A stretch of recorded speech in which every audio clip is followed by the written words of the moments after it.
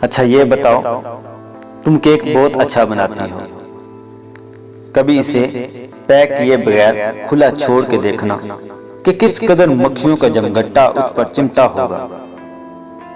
قصور کس کا ہوگا، تمہارا یا ان مکھیوں کا؟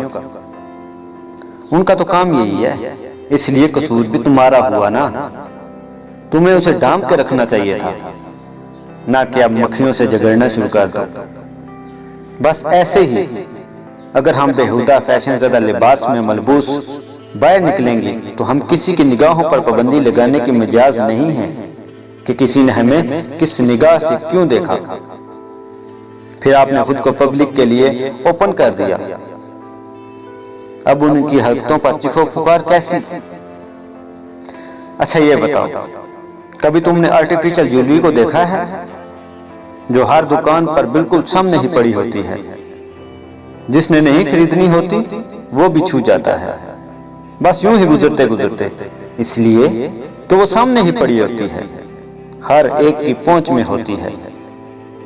مگر کیا کبھی گولڈ اور ڈائمنڈ کی شاپ پر دیکھا کہ ہر ایک جا کر وہاں سے کچھ اٹھا لے، کسی چیز کو چھو لے؟ نہیں، بلکہ وہاں صرف وہ جاتا ہے جو اس کا حقیقی حقدار اور لینے والا ہوتا ہے۔ کیا تم نے دیکھا ہے گولڈ اور ڈائمنڈ جس میں رکھا جاتا ہے وہ غلاف کیسا ہوتا ہے، کس قدر نرم و ملائم؟